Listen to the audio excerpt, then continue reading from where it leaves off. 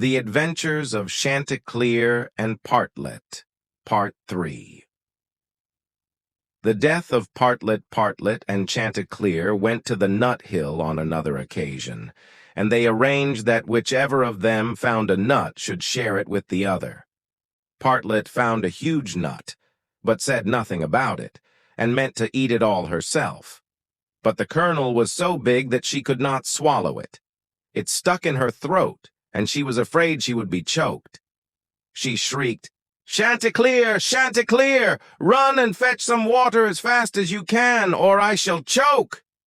So Chanticleer ran as fast as he could to the well and said, "Well, well, you must give me some water.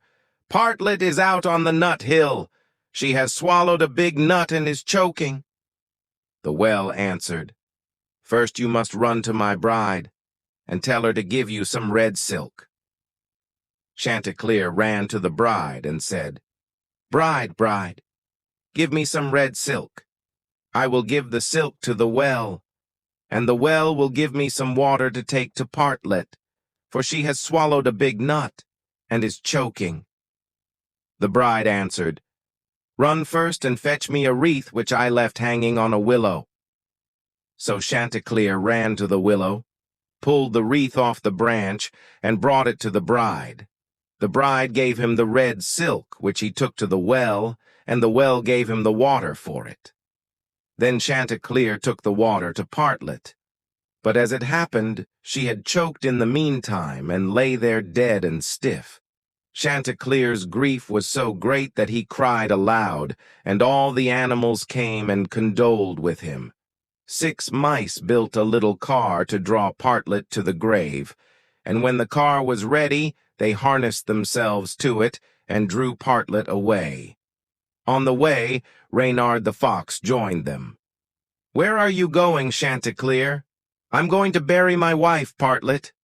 "May I go with you?" "Jump up behind. We're not yet full. A weight in front. My nags can't pull." So the fox took a seat at the back, and he was followed by the wolf, the bear, the stag, the lion, and all the other animals of the forest. The procession went on till they came to a stream. "How shall we ever get over?" said Chanticleer. A straw was lying by the stream, and it said, "I will stretch myself across, and then you can pass over upon me."